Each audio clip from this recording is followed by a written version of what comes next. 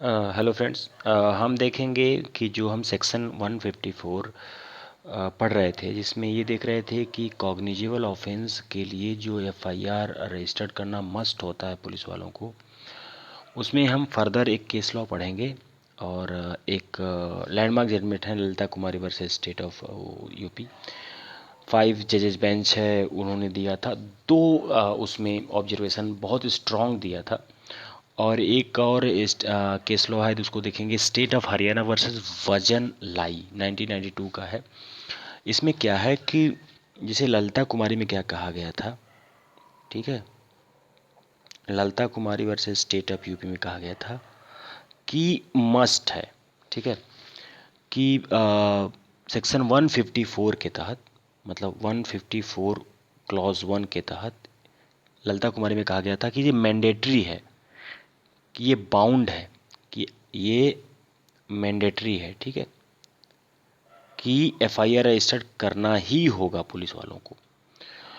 और यदि cognizable offence नहीं हुआ है, ठीक है, यदि कोई कंफ्यूजन है कि कॉग्निजेबल ऑफेंस नहीं हुआ है, तो आप प्री इन्वेस्टिगेशन करेंगे और फिर एफआईआर रजिस्टर करेंगे, मतलब एफआईआर रजिस्टर करना ही करना है। तो ललिता कुमारी वर्सेस स्टेट ऑफ यूपी को हम देख रहे हैं।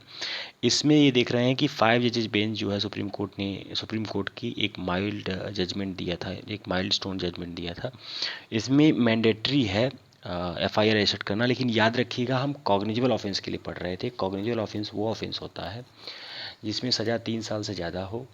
ये कोई एकदम स्ट्रिक्ट रिमार्केबल नहीं है, ऐसी बात नहीं है कि थोड़ा बहुत ऊपर नीचे हो जाता है। कुछ ऐसे भी नॉन कॉग्निजेबल ऑफेंस हैं जो 5 साल से 3 साल से ज़्यादा 5 साल तक सज़ा होती है, और कुछ ऐसे कॉग्निजेबल ऑफेंस भी हैं जो 3 साल से नीचे सज़ा होती है, लेकिन वो कॉग्निजेबल ऑफेंस कहे जाते हैं।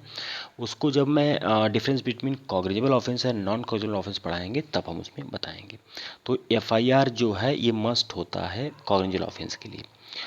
अब इसमें ये कोर्ट कह रही है कि यदि कोई फैमिली डिस्प्यूट हो, ठीक है, या मैट्रिमोनियल डिस्प्यूट हो, ठीक है, कोई शादी विवाह का डिस्प्यूट हो, या मेडिकल नेग्लिजेंस का हो, तो इन सब मामलों में आप प्री इन्वेस्टिगेशन कर लीजिए, फिर जो है आप जो है एफआईआर रजिस्टर करिए।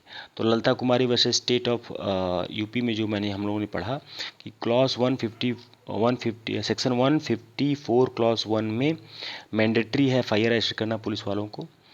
और यदि आपको कोई कन्फ्यूजन लग रहा है कि कॉग्निजेबल ऑफेंस नहीं घटित हुआ है, तो आप पहले प्री इन्वेस्टिगेशन कैरिड आउट कर लीजिए और ये आश्वस्त हो जाइए कि कॉग्निजेबल ऑफेंस हुआ है, फिर आपको एफआईआर रजिस्टर करना पड़ेगा, मतलब मस्ट है, आप उसमें इनकार नहीं कर सकते।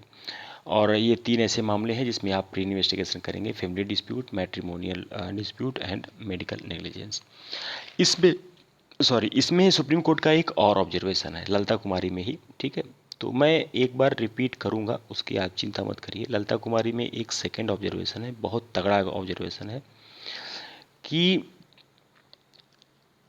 यदि जो इन्फॉर्मेशन आई है सेक्शन 154 क्लॉज 1 के तहत, यदि is not qualify by reasonable, आप ये नहीं कह सकते, पुलिस वाले ये कह नहीं कह सकते कि जो आपकी इन्फॉर्मेशन है वो क्वालिफाइड नहीं है, वो रीजनेबल नहीं है। आप ये कह के इनकार नहीं कर सकते कि आपकी जो इन्फॉर्मेशन है वो क्वालिफाइड नहीं है और रीजनेबल नहीं है, इसलिए एफआईआर हम रजिस्टर नहीं करेंगे। क्यों? क्योंकि आपको मस्ट है एफआईआर रजिस्टर करना।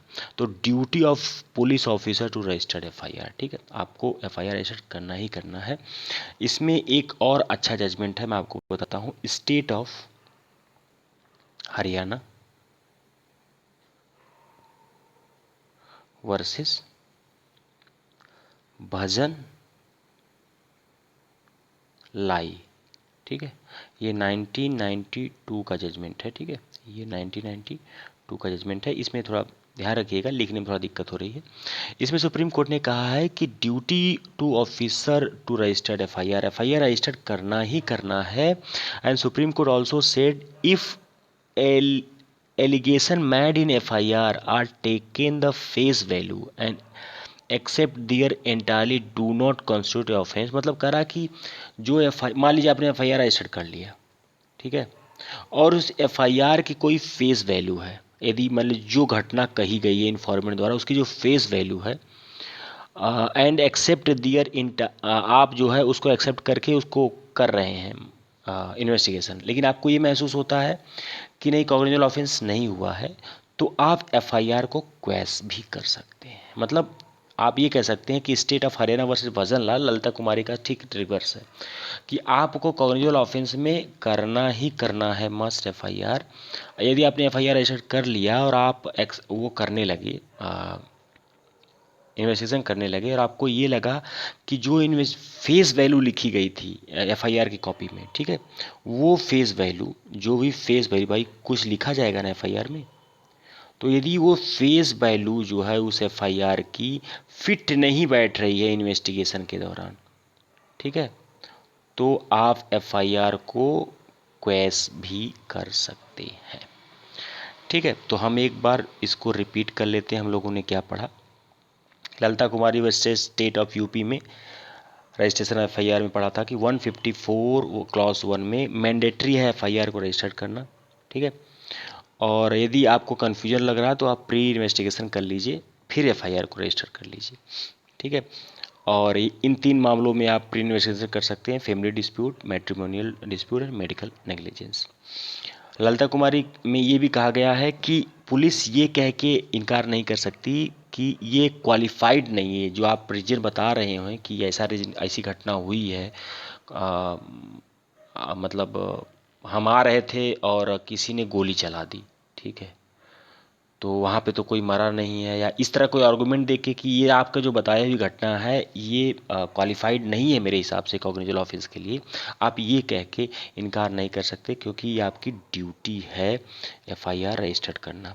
और स्टेट ऑफ हरियाणा वर्सेस भजन लाल में ये कहा गया था कि आप फिर एफआईआर रजिस्टर्ड कर लीजिए और उस एफआईआर की जो फेस वैल्यू है उसको कंसिडर कर लीजिए, मतलब उसमें जो लिखा गया होगा उसको कंसिडर करके आप इन्वेस्टिगेशन करिए, और अगर आपको लगता है कि उसकी फेस वैल्यू सही नहीं बैठ रही है तो आप एफआईआर को क्वैश भी कर सकते हैं।